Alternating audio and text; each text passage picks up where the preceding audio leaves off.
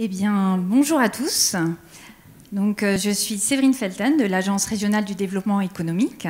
Donc, là pour vous présenter l'économie circulaire. Et comme vous avez dû le voir dans le programme, j'aurais dû être accompagnée par Serge Baudin. Et malheureusement, il a été testé Covid positif hier soir. Et donc, je remercie beaucoup Jacques Pourchet, donc de l'entreprise SAPI. Bonjour. Voilà, qui va être notre autre témoin du programme économie circulaire. Donc l'objectif aujourd'hui, c'est de vous parler d'économie circulaire et de vous dire que ici on a une grande innovation.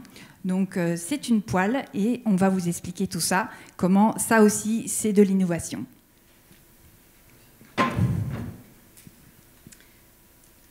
Alors pour commencer, je vais laisser la main à Jacques pour présenter son entreprise. Alors bonjour, donc je suis Jacques Pourchet, je suis directeur de la société du groupe Sofiplast. Nous sommes un groupe de 3 sociétés en France et on est spécialisé dans la prestation de revêtements spéciaux. C'est-à-dire qu'en fait, on apporte des fonctions aux pièces, que ce soit l'anti-adhérence, l'anti-corrosion, la lubrification sèche, pour donner une fonction aux pièces qui leur permettra en fait d'avoir dans un process d'augmenter la durée de vie ou améliorer en fait la partie qualité ou productivité. Donc le principe des revêtements spéciaux, pour le résumer, c'est qu'on applique en fait du téflon sur la pièce industrielle. Alors c'est un peu le principe d'une poêle Tefal, mais nous on fait ça sur la pièce industrielle ou éventuellement sur la pièce culinaire, comme on va vous montrer tout à l'heure. C'est un groupe qui représente 45 personnes. On fait essentiellement de la prestation, mais on fait aussi des transferts de savoir-faire, c'est-à-dire qu'en fait, on a des solutions qui nous permettent en fait d'apporter des solutions aux clients chez eux pour éviter d'avoir en fait à transporter des pièces soit de fortes dimensions ou des volumes importants qui n'auraient aucun sens à venir en sous-traitance chez nous. Pour faire ces revêtements, en fait, nous, c'est des revêtements qui nous permettent d'assurer des fonctions sur les pièces, mais ces revêtements en fait s'usent et on doit les rénover. Et pour ne pas abîmer les pièces qu'on rénove, on a mis au point en fait un système de décapage qui s'appelle EcoStrip. Et ce système de décapage, en fait, c'est le principe du sablage, mais en fait, on projette des médias, soit des médias amidon ou coque de fruits, qui sont des médias végétaux. Allez-y, s'il vous plaît. Soit en fait, c'est des médias plastiques qui sont souvent, enfin, ce ne sont que des médias légers. Ça nous permet en fait de décaper des pièces sans les abîmer. Quand on parle sans les abîmer, c'est qu'en fait, on est capable de décaper une étiquette collée sur du verre sans le dépolir. Donc on va pouvoir décaper à basse pression des composites, des pièces qui ont des traitements de surface type anodisation ou autres, sans les enlever, sans les retirer. Donc en fait, ça permet aussi d'économiser, je dirais, sur la rénovation. Ça permet d'économiser aussi le traitement de surface qui se trouve dessous. On n'a pas besoin de le refaire, en règle générale. Donc les médias qu'on utilise, donc c'est des médias qui sont issus en fait de chaînes de fabrication. Et en fait, ces médias sont des déchets qu'on valorise. Donc ça peut être soit de l'amidon de maïs ou de l'amidon de blé. Ces amidons-là, en fait, sont extraits généralement quand on fabrique de la pâte alimentaire. On en enlève une partie d'amidon parce que sinon, ça serait immangeable. Et après, ces amidons servent à faire plein de choses. Et notamment, on en fait des médias de décapage que nous, on arrive à projeter avec des installations qu'on a mis au point pour que ce soit efficace dans le décapage. Et en fait, on arrive aussi à remplacer certains décapages chimiques, voire de nombreux décapages chimiques, avec ce procédé de décapage qui est complètement green. Si on peut revenir juste avant, s'il vous plaît. On a aussi ce qu'on appelle des coques de fruits. Donc la coque de fruits, c'est de la coque de noix, coque de noisette, la coque d'amande, qui sont des médias, des déchets. Et en fait, on les valorise pour devenir un média, soit de polissage, on connaît bien dans ce domaine-là, le polissage, mais nous, on l'utilise pour le décapage. Et on le voit en dessous, en fait, donc les coques de fruits sont broyées dans une certaine granulométrie qui nous intéresse. Et ensuite, en fait, on va les projeter avec des basses pressions pour venir décaper. Là, vous avez en fait une voilure d'avion et on fait le décapage de la peinture pour enlever la peinture et pouvoir refaire la peinture sans avoir de traitement de surface à refaire derrière. Alors, notre principe de fonctionnement, c'est de projeter ces médias avec des installations, c'est comme des cabines de sablage, ça ressemble à des cabines de sablage. Les générateurs sont par contre très différents. Et en fait, on a une cabine qui nous permet de projeter à basse pression. Donc déjà aussi, ce qui est important, c'est qu'on utilise très très peu d'air comprimé. Ça nous permet de nettoyer des pièces ou décaper des pièces. On peut faire pas mal de choses avec. Ensuite, on récupère en fait ce média-là, on le tamise, on le nettoie et on le recycle. Et en fait, ça nous permet de le réutiliser plusieurs fois. C'est qu'en fait, le média qu'on utilise en général, on le recycle entre 8 et 15 fois avant qu'en fait on le jette à la poubelle et que ça devienne un déchet. Mais on aura déjà décapé de nombreuses fois, j'irais, les peintures ou les encrassements. Donc ça, c'est quelque chose qui s'inscrit dans l'économie circulaire, puisqu'au fait, on valorise des déchets. Voilà, donc on a une entreprise, effectivement, comme ça vient d'être dit, qui est déjà dans l'économie circulaire par son procédé de décapage. Et donc moi, Séverine Felten, je travaille à l'Agence régionale du développement économique, donc Auvergne-Rhône-Alpes Entreprises. Donc c'est une agence qui compte 130 salariés, une antenne sur chaque département. Et donc on adresse les sujets de développement économique, emploi-formation, Europe internationale, innovation et attractivité, et tout ça dans tous les départements, et évidemment avec tout l'ensemble du réseau de partenaires qui viennent sur ces sujets-là également. Donc on va présenter d'abord l'industrie linéaire, un modèle dans l'impasse. C'est pour vous dire que le modèle dans lequel on est, si on continue à aller tout droit, eh bien effectivement on va dans le mur, et donc il va falloir trouver des solutions pour aller différemment que tout droit, et donc trouver des virages. Et ces virages-là, ce sont des modèles économiques, donc des business models d'économie circulaire. Et donc on verra l'application qu'on peut avoir dans des nouveaux projets chez Sofiplast. Et quand vous aurez vu ça, normalement, et la suite vous intéressera fortement pour vous dire, eh bien, par rapport à ces sujets-là, comment moi je peux faire dans mon entreprise, parce qu'il y a forcément des sujets sur lesquels vous allez être concernés. Donc l'industrie linéaire, tout d'abord. Premier point, c'est que l'industrie linéaire, c'est extraire, fabriquer, jeter. Donc extraire des matières premières, fabriquer, on a besoin d'énergie, jeter, ça produit des déchets, et on mesure ensuite des impacts. Ça veut dire quoi? Pour aller vite, sur ces sujets-là, les matières premières, si je prends l'exemple des minerais, là vous avez un graphique qui donne sur 2 échelles de temps le nombre d'années qui nous restent, soit en consommation constante, soit en boom de consommation. Donc on voit que sur certains minerais, il reste plus beaucoup de temps et qu'il va falloir trouver d'autres solutions. Donc en 50 ans, on a triplé l'extraction des matières premières. Ça, c'est sur les matières premières. Ensuite, l'énergie. L'énergie, vous avez un graphique, c'est issu, je mets toujours les sources de Jean Covici, qui est quand même le grand expert en énergie, qui va de 1860 à 2016, qui montre le boom. Et ce qui est intéressant, c'est qu'il compare ça à la force humaine de 100 kWh. Donc on en est à 20 000 kWh. Bon, ça fait pour chaque personne environ 500 personnes à sa disposition. Ça donne des ordres de grandeur que donne Jean Covici. Donc l'énergie, évidemment, on est encore sur des domaines croissants. Vous voyez la part d'énergie renouvelable. Est-ce que ça peut répondre à tous les besoins? Les déchets, ça vient de l'ADEME. Donc c'est 4,9 tonnes par habitant en France. Donc évidemment, le premier secteur, c'est la construction. Mais si je prends les entreprises, eh bien, alors on a moins 15% en 10 ans, mais il y a encore beaucoup à faire. Eh bien, vous voyez que tout ça, moi je mets une photo qui n'est pas très jolie parce que ça ne fait pas très plaisir à voir. On a les mêmes sur l'océan. On est tous concernés en tant qu'entreprise, en tant que personne, en tant qu'individu. Eh bien, qu'est-ce qu'on peut faire pour diminuer ça? Et bien ensuite, quand on a dit tout ça, eh bien, on peut mesurer les impacts. Alors les impacts, c'est évidemment les grandes thématiques sur la santé humaine, sur les écosystèmes, sur les ressources. C'est les bilans carbone, le changement climatique, je crois que c'est le sujet en ce moment, avec la COP26. Mais c'est plein d'autres choses aussi, sur la ressource eau, sur comme j'ai la biodiversité, etc. C'est pareil, c'est des sujets qui n'ont pas de frontières. Donc, qu'est-ce qu'on peut chacun faire? Ça, c'est des indicateurs parmi de nombreux indicateurs qu'on peut prendre dans les analyses de cycle de vie. Alors là, c'est un résumé d'un constat. Toujours pareil, on est dans une économie linéaire. Aujourd'hui, et peut-être que chacun d'entre vous, vous l'avez constaté, il y a des fragilités. Les fragilités, c'est la destruction environnementale. Là, c'est ce qu'on vient d'exposer avec les impacts. La vulnérabilité des approvisionnements.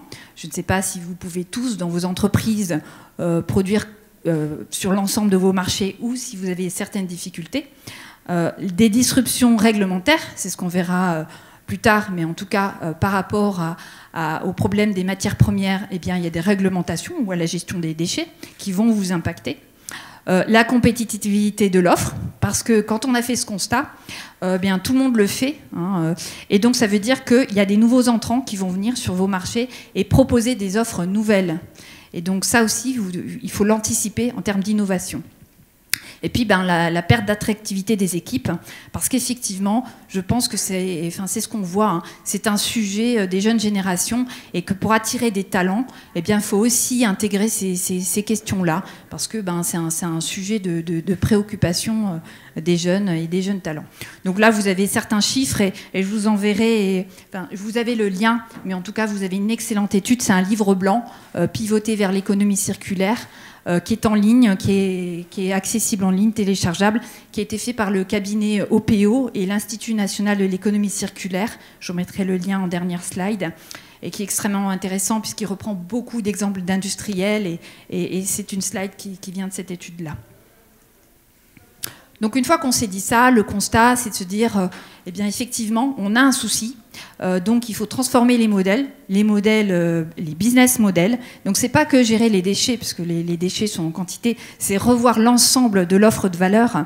Et là j'ai mis la citation d'Albert Einstein, un problème créé ne peut être résolu en réfléchissant de la même manière qu'il a été créé. Et c'est bien là que on se dit, il va falloir des démarches d'innovation, des démarches de créativité pour imaginer des choses différentes à partir de ce que vous connaissez déjà. Donc c'est quoi l'économie circulaire? C'est des boucles tout simplement.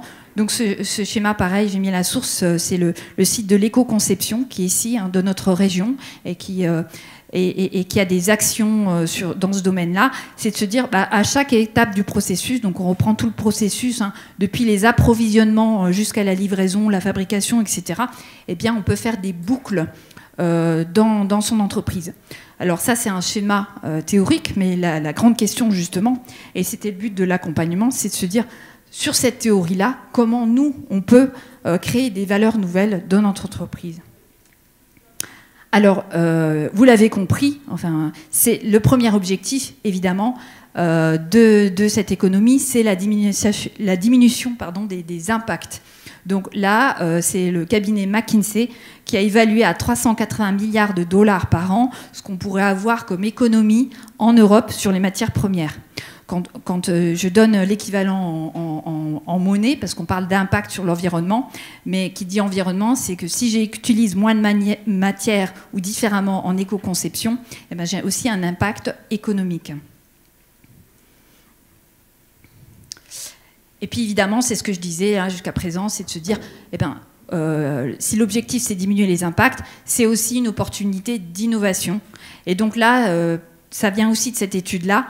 Donc il y a eu plus d'une centaine d'industriels qui ont été interrogés, et 85% des industriels considèrent qu'il y a une opportunité à avoir. Donc la question, c'est justement comment l'aborder. Alors cette slide, elle reprend des exemples divers et variés de comment certaines entreprises ont pris ce sujet chez elles. Alors je vais les citer au fur et à mesure. Je vais commencer par l'approvisionnement durable. Et là, c'est Ninkasi avec les bières en région, je pense que vous connaissez. En tout cas, il y a une vraie démarche d'approvisionnement, puisque 80% du houblon actuellement est importé. Et donc, ils utilisent de l'approvisionnement du houblon en France, notamment en région. Donc, il y a de l'approvisionnement local de houblon et tout un tas d'autres démarches. Donc là, on est sur l'approvisionnement. Ensuite, je continue le cercle vertueux. Après l'approvisionnement, vous avez l'éco-conception. Et là, j'ai donné l'exemple d'une PME dans le Rhône, Robur, qui fait des vêtements de travail et qui a sorti une gamme Sequal qui est faite à partir de bouteilles plastiques, donc aussi du plastique récupéré dans les océans. Donc là, on crée un produit à partir d'un déchet. Vous continuez la roue, vous arrivez sur l'économie de fonctionnalité. J'ai sauté à production efficiente. Hein. L'économie de fonctionnalité, vous arrivez à Michelin. La Michelin, qui a une offre qui ne vend plus des pneus, donc un produit, mais qui vend un usage, un kilomètre, et qui utilise une technologie justement pour avoir toujours une pression mesurée dans les pneus, pour garantir l'usage optimum et le plus long de la durée de vie de ces pneus. Donc il peut vendre un usage puisqu'il maîtrise la durée de vie. Donc ça veut dire qu'il allie le numérique à une fonctionnalité d'usage, et c'est typiquement aussi l'objectif du programme Circular 4.0. Donc ça c'est Michelin, c'est Forésienne, c'est une entreprise de la Loire qui fait des outils de coupe en sciage pour le bois, première, seconde transformation, et aussi pour le bois énergie, et qui va vendre la fonction sciage plutôt que la scie. Donc c'est pareil, il garantit que la scie va toujours couper de façon optimum. Donc c'est la fonction sciage. L'exemple de Seb, alors Seb, c'est un très bon exemple aussi qui est cité dans cette étude, mais ils réfléchissent déjà depuis de nombreuses années à ces sujets d'économie circulaire, donc j'aurais pu les mettre à presque chaque étape. Là, je les ai mis sur la garantie 10 ans, puisqu'ils garantissent une durée de vie de leurs produits. Ensuite, si je continue justement sur l'allongement de la durée de vie et le recyclage, la récupération, vous avez l'exemple de Black Star et des pneus. Et donc là, ce sont des pneus qui sont récupérés et qui sont remis à neuf et qui sont vendus comme neufs avec les mêmes garanties. Donc vous pouvez acheter des pneus Black Star, ils ont les mêmes certificats que des pneus neufs. Et donc là, c'est pareil, au lieu de jeter, on récupère. Ensuite, je continue la boucle. Vous avez les jeans 1083, version femme, version homme. Et là, c'est relocaliser du textile, c'est faire des jeans en région. Donc, on est aussi sur une proposition de valeur qui est le jean infini. C'est-à-dire que vous achetez un jean chez eux, vous le rendez au moment où vous ne voulez plus le mettre, où il est abîmé, et il a une consigne. Et donc, ils peuvent le récupérer pour en refaire un jean. Voilà, vous pouvez trouver ça sur les sites. Il y a Cyclade aussi qui est dans l'Ain. Alors là, on est sur un autre domaine, on est dans la plasturgie qui propose aussi des additifs dans le plastique pour récupérer des plastiques.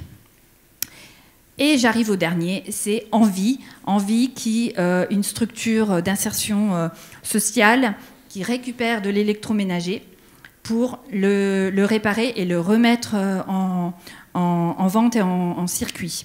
Donc vous voyez que sur l'ensemble de ces exemples que je vous ai montrés, on a de l'agroalimentaire, on a du textile, on a de l'automobile, on a de la plasturgie, on a des petites entreprises, on a des très grandes entreprises.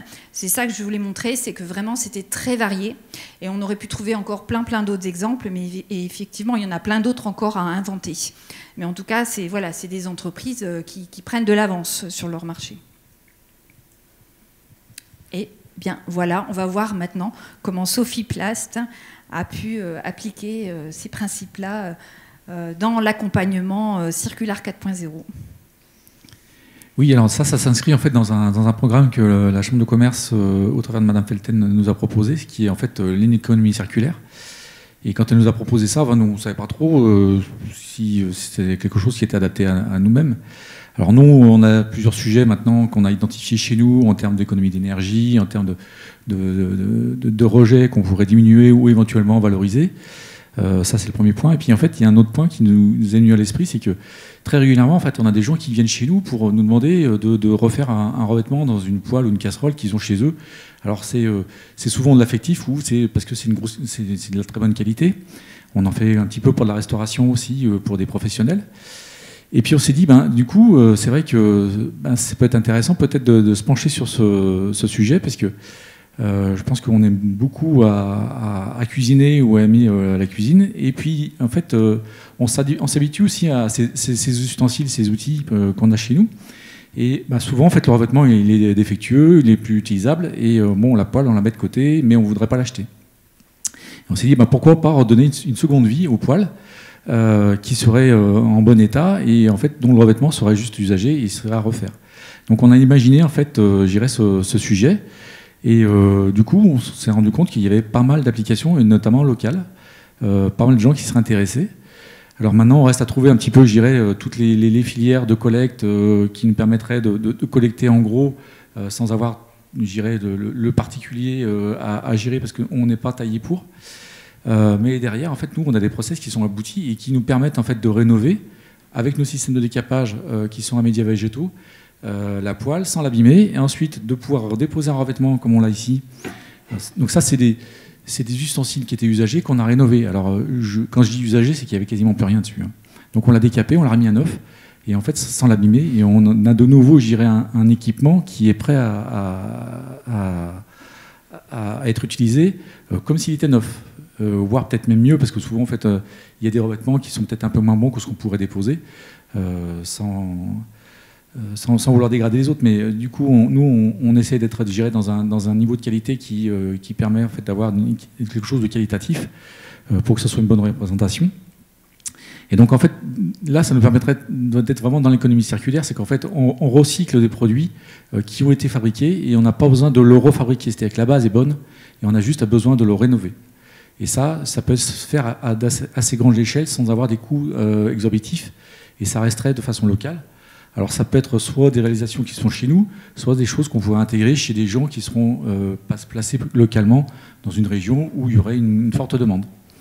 Donc voilà ce qu'on a imaginé. Et derrière, en fait, aujourd'hui, on réfléchit donc avec, j'irais, ce groupe de travail sur en fait comment le mettre en place. C'est-à-dire en fait comment on va collecter, comment on va suivre et tracer tout ça, parce que c'est quelque chose qui est un petit peu nouveau chez nous.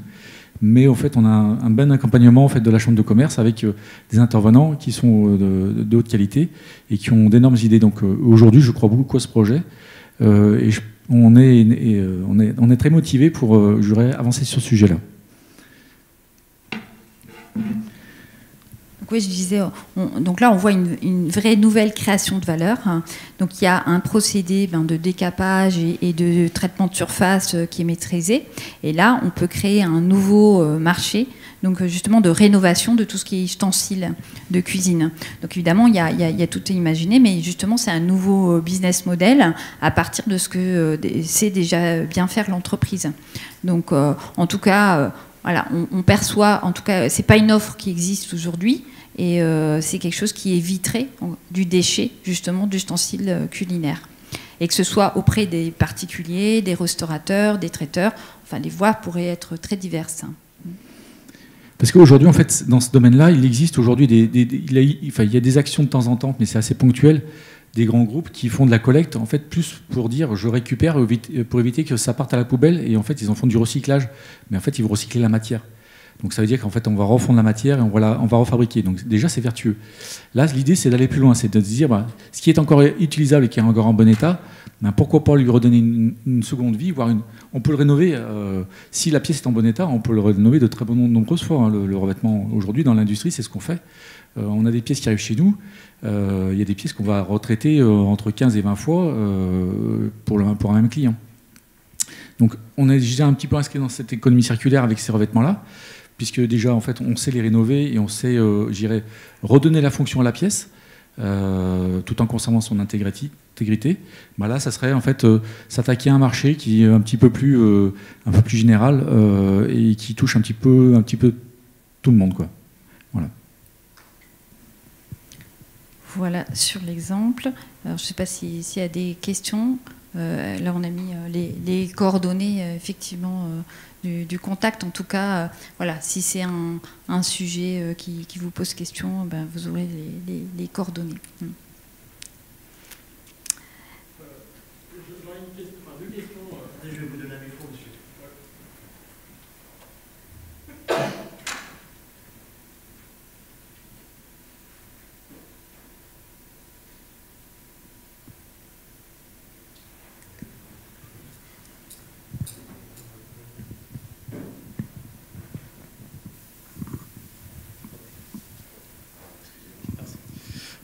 Bonjour, merci. J'aurais juste deux questions plutôt techniques. Première question, quels sont les critères ou bien comment vous décidez qu'un produit est recyclable? Est-ce qu'on a des produits qui ne sont pas recyclables, par exemple? Vous jugez que c'est oui ou non? Déjà, je dirais qu'il faut que la pièce elle soit en bon état pour qu'on puisse la recycler, pour qu'on puisse la réutiliser derrière, parce qu'on fera pas forcément, on ne va pas la réparer. Après, s'il y a plus trop de travaux à faire sur la pièce, il n'y a aucun intérêt. Dans ce cas-là, il vaut mieux acheter une pièce neuve. Donc il y a bien sûr la fonction aussi prix, coût du recyclage. Ça, c'est le premier point. Et puis, on définit qu'il y a des matériaux qui seront plus facilement recyclables que d'autres. Donc, en fait, si on est sur une poêle à bas prix qu'on a acheté dans un magasin low cost, et en fait qui va pas résister au traitement qu'on va lui faire subir, déjà on va l'écarter. Ça, donc il y aura forcément une sélection à la base, et il y a des choses qu'on ne prendra pas en compte. Vous voyez, on a fait des exemples. Ça, grosso modo, on l'a fait parce que c'est un exemple, et puis c'était pour une personne, pour lui montrer.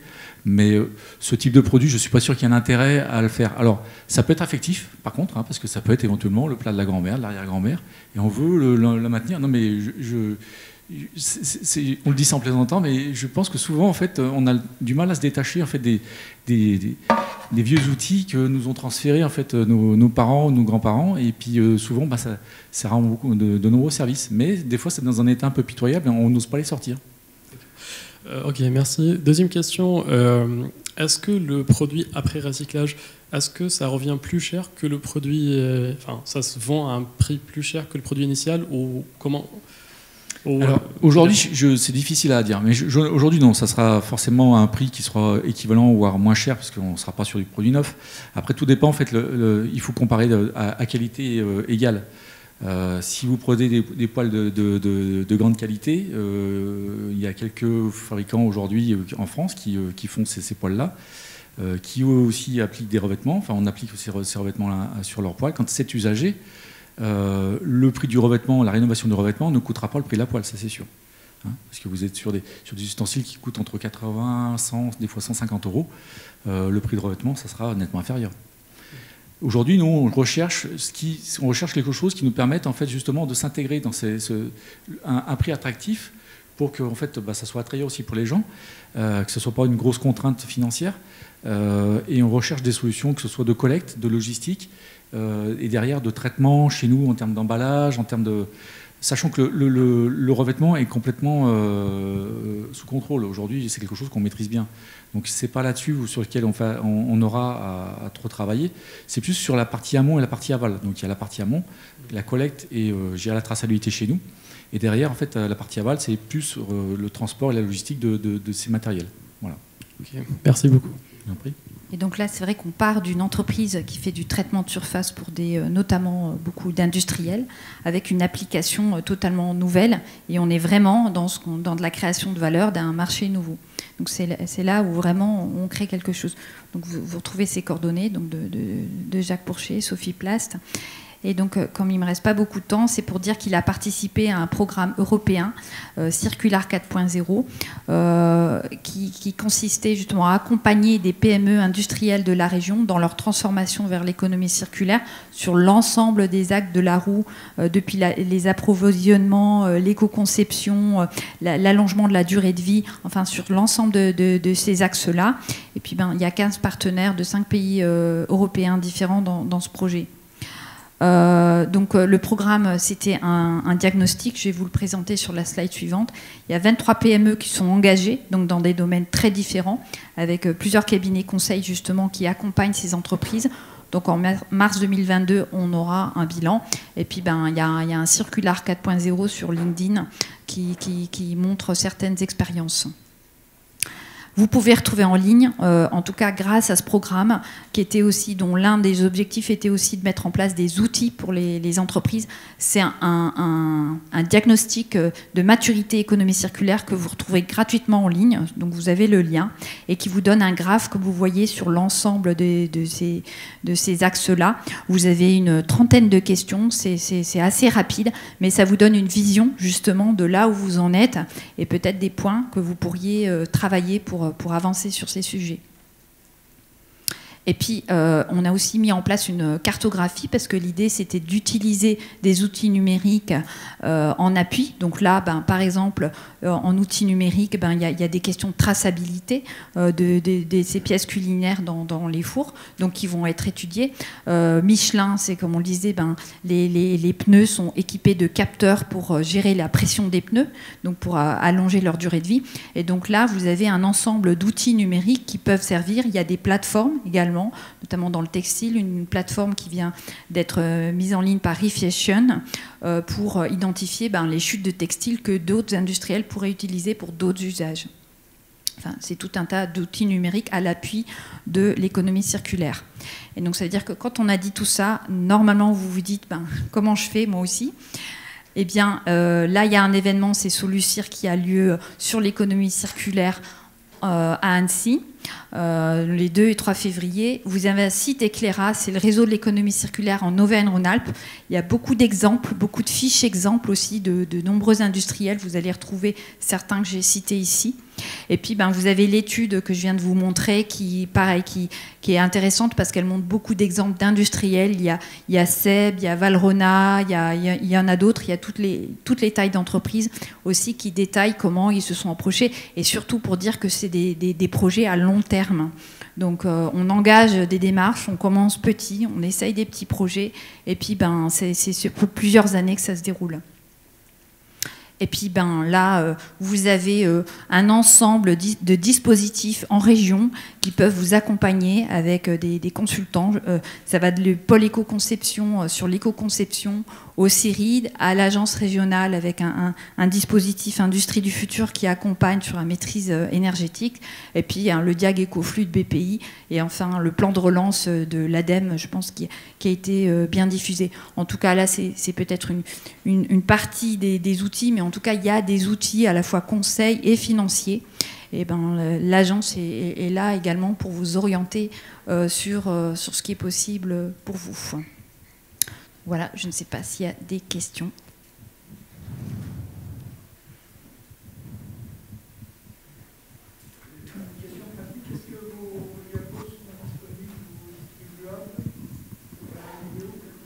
Alors, oui. Je voulais juste savoir si vos diapos seront diffusés ou les diapos, la vidéo. je pense, c'est filmé, alors ça sera sur le site. Il y aura le film ? Pardon ? Il y aura un film qui sera... Oui, sur le site des Rendez-vous Carnot. D'accord, bon, voilà. C'est très bien. Voilà, sinon on peut vous les passer, voilà, si vous voulez, il n'y a pas de souci. Je peux vous les envoyer. Je veux bien, merci. C'est tout bon ? Eh bien, merci. Merci à vous.